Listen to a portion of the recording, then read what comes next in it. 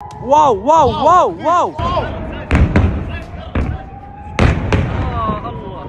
सालों की लुका छुपी के बाद आज इजराइल और ईरान के बीच में एक ओपन ऑल आउट वॉर लगभग शुरू ही हो चुका है। अक्टूबर के पहले ही दिन ईरान ने इजराइल पर 180 से ज्यादा बैलिस्टिक मिसाइल से हमला कर दिया। न्यूज चैनल्स की मानो तो वर्ल्ड वॉर 3 की शुरुआत हो चुकी है।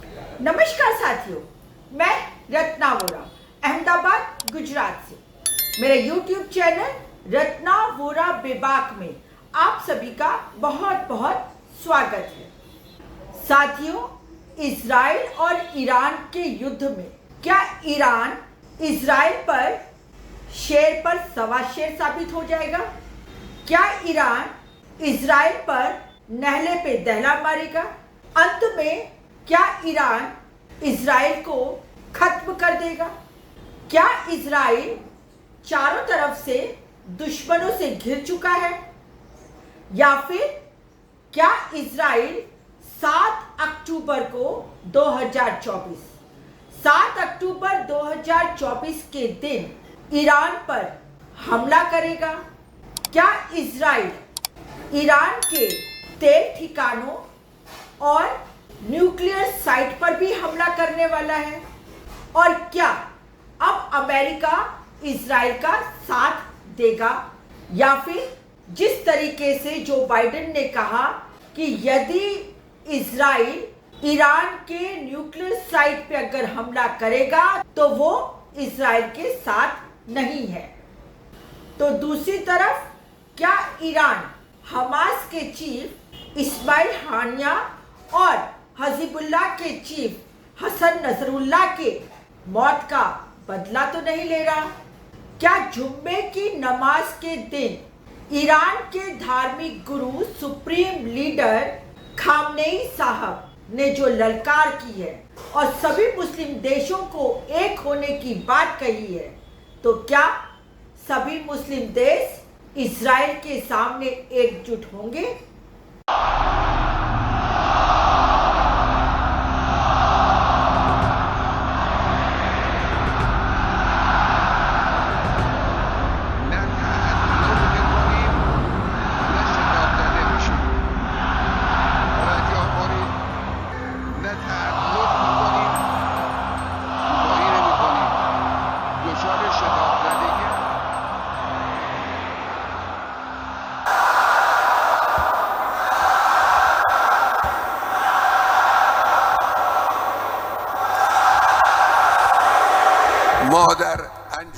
वक़्दुल कुफ़ार वल मुनाफ़िक़ीन वरहम शुहदाना। यह बता रहा है कि ईरान की जनता इसराइल से जंग के लिए तैयार है। मुसल्ला नमाज पढ़ने की जगह को कहते हैं। क्या इस तरह से नेतन्याहू पब्लिक के बीच आकर अपना समर्थन जाहिर कर सकते हैं, जैसा आज खामेनेई ने किया? ईरान की न्यूज एजेंसी ने ड्रोन कैमरे से ऊपर से दिखाया ताकि अंदाजा मिल सके कि खामेनेई का ईरान की जनता में कितना प्रभाव है और जनता उनके साथ है। आज बहुत बड़ी संख्या में लोग नमाज के लिए आए थे। 5 साल में पहली बार अयातुल्लाह खामेनेई ने जुमे की नमाज में खुतबा दिया है। 1985 में जब खुतबा दे रहे थे तभी सुसाइड बॉम्बर ने उन पर हमला कर दिया। केवल 3 मिनट के लिए रुके और उसके बाद खुतबा देने लगे। 85 साल की उम्र में खामेनेई ने सबके सामने आकर उस पुरानी याद को भी जिंदा कर दिया। ईरान की तरफ से इस वीडियो का प्रसार पूरी मुस्तैदी के साथ किया जा रहा है। जाहिर है वो अपने समर्थकों में उत्साह पैदा करना चाहता है कि रहबर मुअज्जम सैयद अली हुसैनी खामेनेई कहीं छिपने नहीं गए हैं। 85 साल की उम्र में बाहर आकर खामेनेई ने उन खबरों को नकार दिया जिनमें बताया जा रहा था कि इसराइल के हमले से बचने के लिए उन्हें सुरक्षित जगह पर छिपा दिया गया है। यह एक तरह से चुनौती भी है कि हम किसी से नहीं डरते, जान की परवाह भी नहीं करते। और अंत में क्या इजराइल और ईरान के युद्ध से पूरा विश्व तीसरे विश्व युद्ध के मुहाने पर तो नहीं खड़ा? तो साथियों, इन्हीं सब प्रश्नों की चर्चा करते हुए आज का ये वीडियो मैंने आपके लिए बहुत मेहनत से बनाया है। तो यह वीडियो थोड़ा लंबा होने वाला है, तो कृपया अंत तक बने रहिए। तो शुरू करते हैं इजराइल और ईरान के युद्ध के बारे में इस वीडियो को। आज से ठीक 1 साल पहले 7 अक्टूबर के दिन इजराइल बेखबर सोता रह गया। उसकी सारी की सारी जासूस एजेंसियां निष्क्रिय रह गई और फेल हो गई और ईरान समर्थित गाजा पट्टी का एक संगठन या समूह है हमास, उसने इजराइल पर हमला कर दिया। कई इजरायली इस हमले में मारे गए और कितने ही हताहत हुए और तो और कितनों को बंधक बना दिया गया। और इससे इजराइल फिलिस्तीन के बीच जो सदियों से एक संघर्ष चला आ रहा था वह पुनर्जीवित हो गया।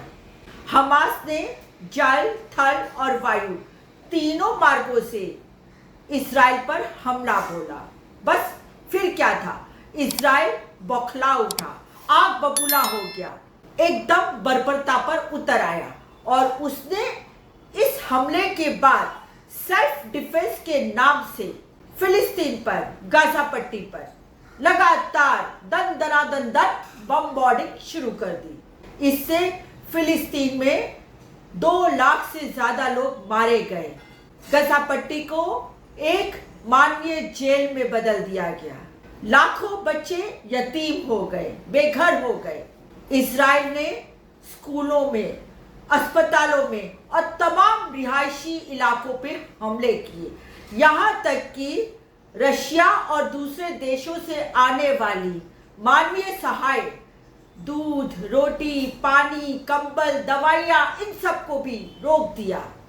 और एक तरीके से इजराइल ने हमास के हमले के बाद फिलिस्तीन को, गाजा पट्टी को कब्रिस्तान में बदलने की कोई कमी या कसर नहीं छोड़ी। इजराइल के हमले लगातार चालू ही थे। इस बीच इजराइल ने 27 सितंबर 2024 में लेबनान की राजधानी बेरूत पर हमला किया और बेरूत की एक मल्टी स्टोरी बिल्डिंग के 60 फुट नीचे बने बंकर पे जो हिजबुल्लाह के चीफ हसन नसरुल्लाह को भी मौत के घाट उतार दिया उस बिल्डिंग पर बमबार्डिंग करके। और हिजबुल्लाह को भी ईरान का समर्थन प्राप्त है। यह भी एक चरमपंथी संगठन है और जो हमेशा फिलिस्तीन के हक में अपनी आवाज उठाता रहा है। जैसे ही हिजबुल्लाह के चीफ हसन नसरुल्लाह की मौत की खबर आती है तो ईरान भी भड़क उठता है, तिलमिला उठता है। आखिर उसके समर्थक संगठनों के चीफ की इस तरह की मौत पर ईरान कब तक चुप बैठता।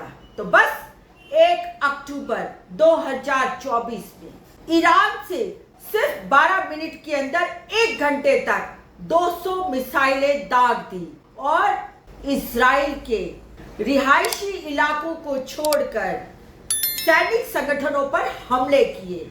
और कहा जाता है कि इसमें 80% से ज्यादा हमले सही ठिकानों पर लगे और इससे इजराइल के शान ठिकाने आ गई। इजराइल मीडिया और विदेशी मीडिया जो इजराइल को सपोर्ट करता है वो ये कहने को कतई तैयार नहीं है कि इजराइल का कितना, कहां, कैसा नुकसान हुआ, क्योंकि इजराइल हमेशा अपना कॉलर ऊंचा रख के चलता है। इजराइल को एक घमंड है कि पूरे विश्व में उसके जैसी नस्ल और कहीं नहीं है। इजराइल को एक गुरूर है कि पूरे विश्व में कोई उसके टक्कर का नहीं है और कोई उसे टक्कर दे भी नहीं सकता। और इजराइल का ये गुरूर सिर्फ और सिर्फ अमेरिका की वजह से है। अमेरिका ने इजराइल को मिडल ईस्ट में अपना एक ठिकाना समझकर उसको हर तरीके से सपोर्ट देता आया है, चाहे फिर ये वो हथियारों का सपोर्ट हो, सैनिकों का सपोर्ट हो, टैंकर्स का सपोर्ट हो, मिसाइल्स का सपोर्ट हो। हर तरह से अमेरिका इजराइल के साथ खड़ा रहता है। अब ईरान के इन 200 मिसाइल के हमले के बाद भला इजराइल भी क्यों चुप रहता। वो ईरान का तो बाल बांका नहीं कर पाया अभी तक, परंतु उसने फिलिस्तीन पर, लेबनान पर, सीरिया पर अपने हमले तेज कर दिए हैं। अब यहाँ इजराइल ने सीरिया में स्थित रशियन ठिकानों पर भी, अपने रशियन एयरबेस पर भी उसने हमला कर दिया।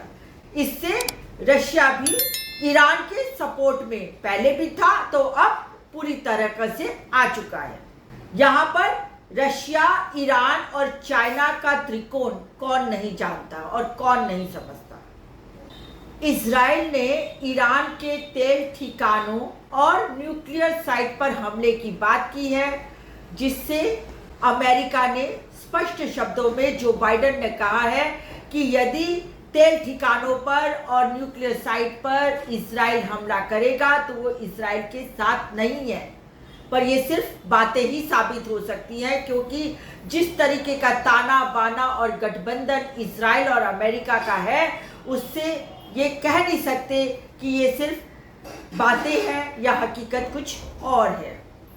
परंतु साथियों, इससे एक बात तय है, यदि इजराइल ने ईरान के तेल ठिकानों पर हमला किया तो लाजिमी तौर पर ईरान अमेरिका को तेल की सप्लाई रोक देगा, बंद कर देगा, और इससे पूरे अमेरिका में जो खुद आर्थिक संकट में है, उसके यहाँ की आर्थिक व्यवस्था चरमरा जाएगी। इसीलिए अमेरिका किसी हालत में नहीं चाहता है कि इजराइल ईरान के तेल ठिकानों और न्यूक्लियर साइट पर हमला करे।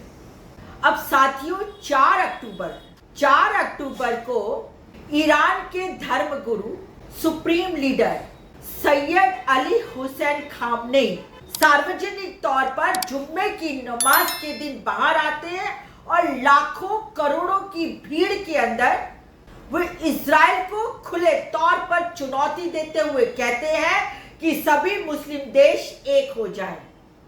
शिया सुन्नी का जो भी मतभेद है उसको भूलकर एक हो जाए और इजराइल के सामने अपने अस्तित्व को टिकाने के लिए ईरान का साथ दे।